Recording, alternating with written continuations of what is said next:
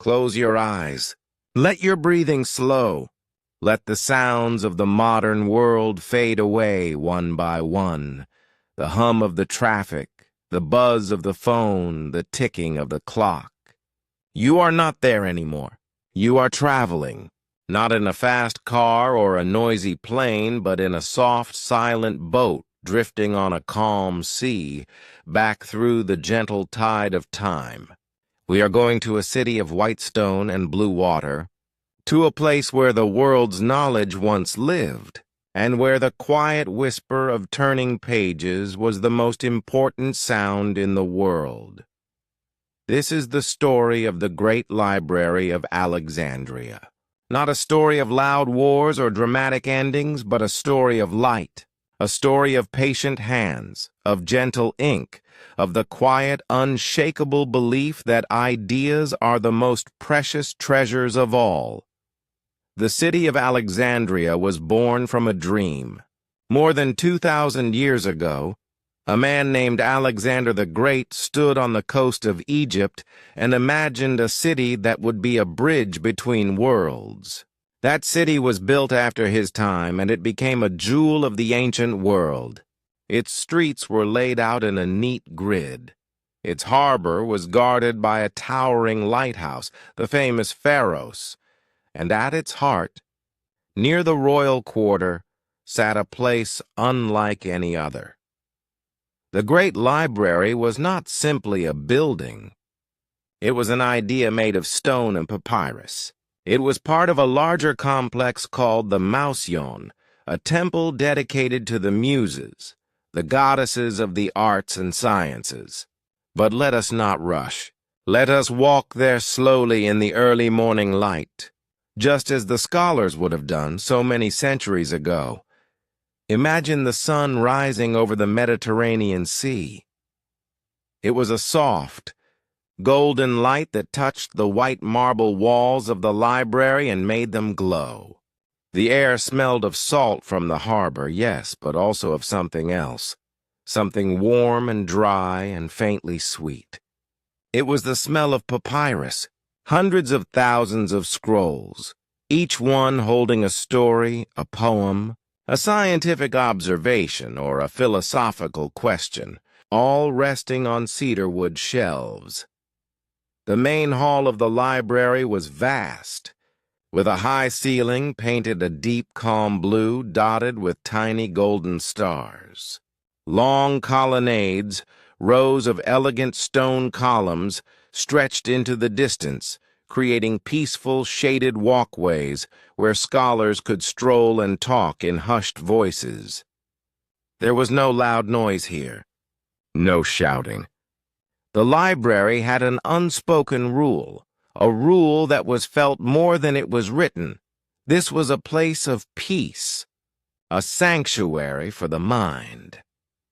In small rooms branching off from the main halls, you could find copyists at work. These were patient men who spent their days hunched gently over wooden desks.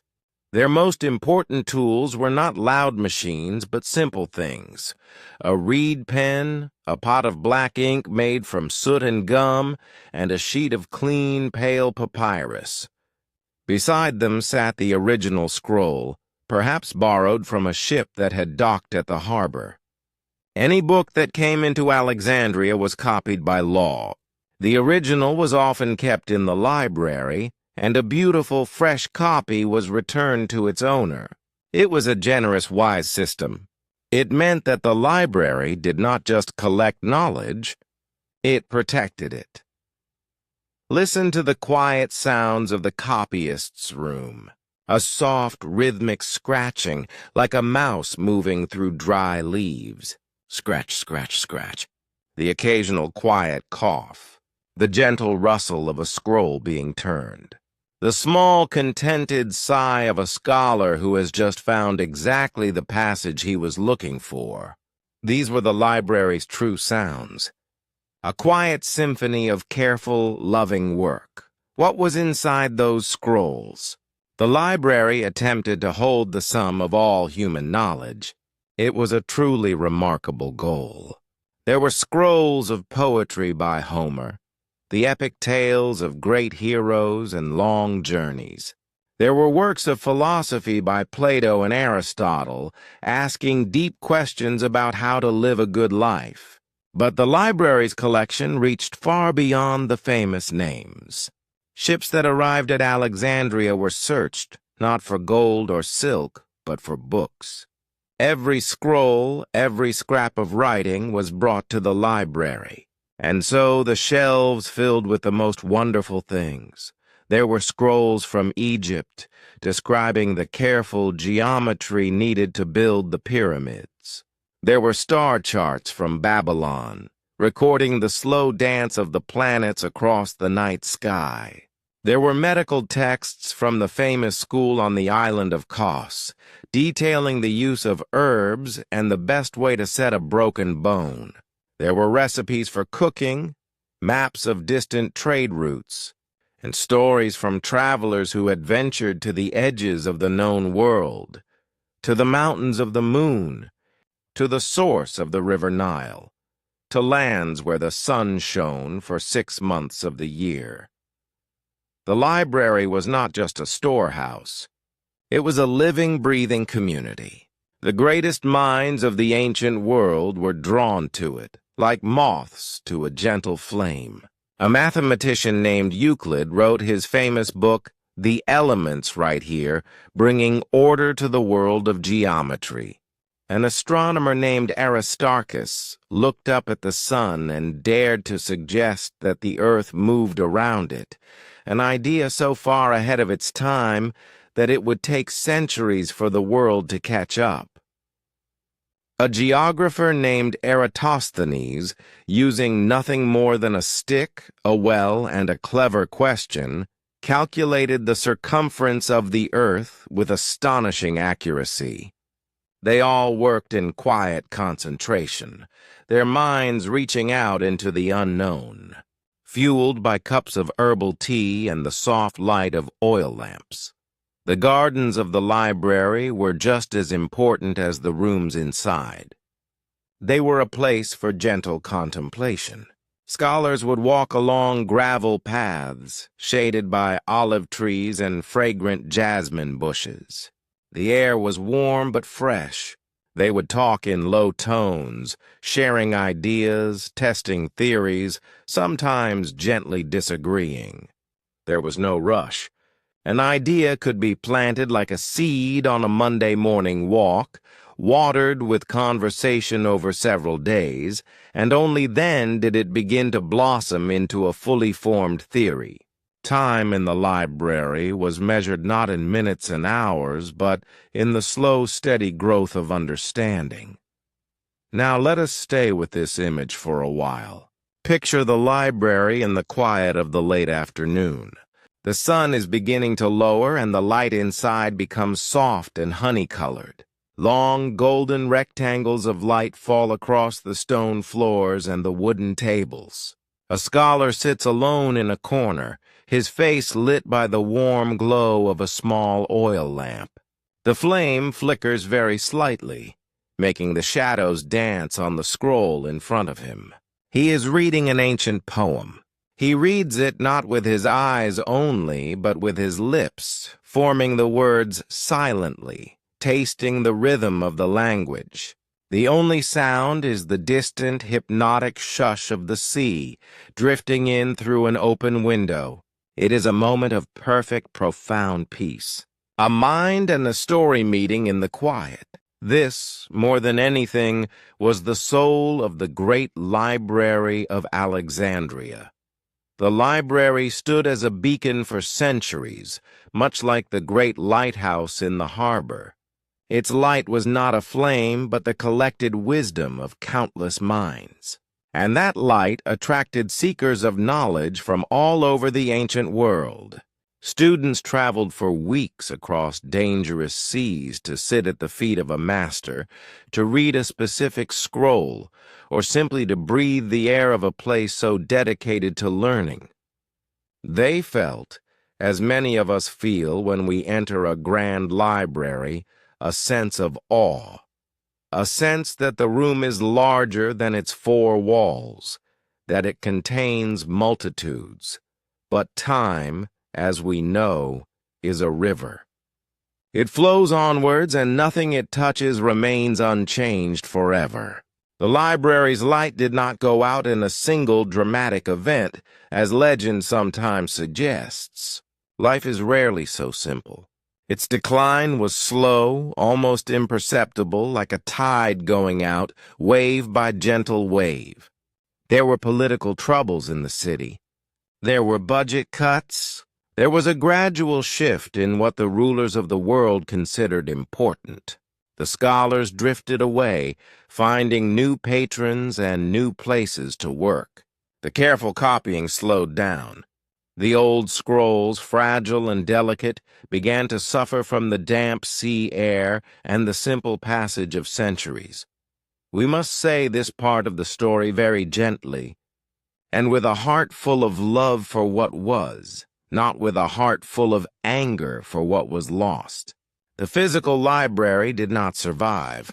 Some of it may have been damaged in a fire during a time of war, many years after its great age had already passed. But a fire, even a great one, does not destroy an idea.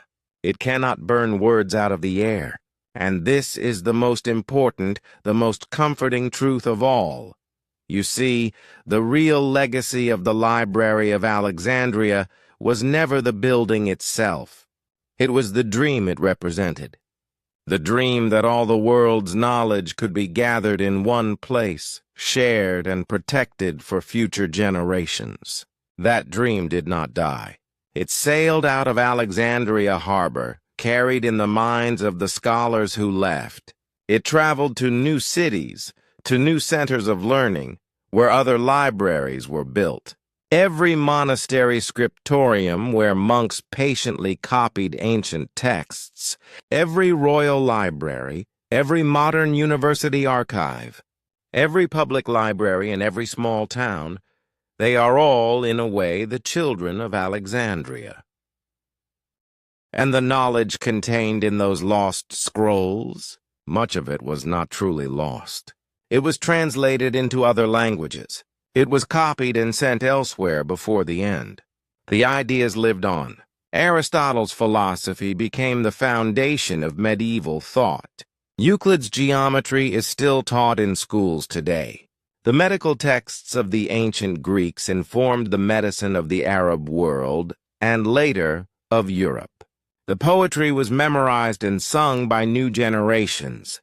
The spirit of Alexandria, the quiet, patient spirit of inquiry, did not vanish. It scattered like seeds on the wind and took root in 1,000 new places. So let us not end our journey with sadness. Let us end it with a sense of calm, enduring hope. The great Library of Alexandria is not a place you can visit on a map. It is a place you can visit in your mind and in your heart. Whenever you open a book, whenever you ask a question, whenever you sit in a quiet room and let your mind wander through new ideas, you are walking through the colonnades of that ancient library.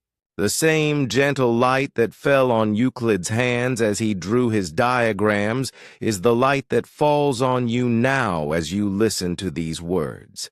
Imagine, one last time, the library at dusk. The sun has set. The stars are coming out over the sea. The great Pharos lighthouse at the harbor's entrance lights its own lamp, sending a reassuring beam across the dark water. And inside the library, a single oil lamp still burns. It casts a small, warm circle of light on an open scroll. The copyist has gone home. The scholars are at dinner. The room is empty and utterly silent, but the light is still there, guarding the words, waiting for the morning, waiting for the next curious mind to arrive. A circle of light in the darkness, an eternal promise that knowledge and peace will always find each other, again and again. Now, let your own thoughts settle, like dust in a gentle room. Let the quiet, ancient images drift away. The white stone walls, the blue ceiling with its painted stars, the scent of papyrus and salt, the soft scratching of a reed pen. Let them all become part of your own peaceful dreams. You are safe. You are at rest. And the library, in all its quiet beauty, will be there whenever you wish to return.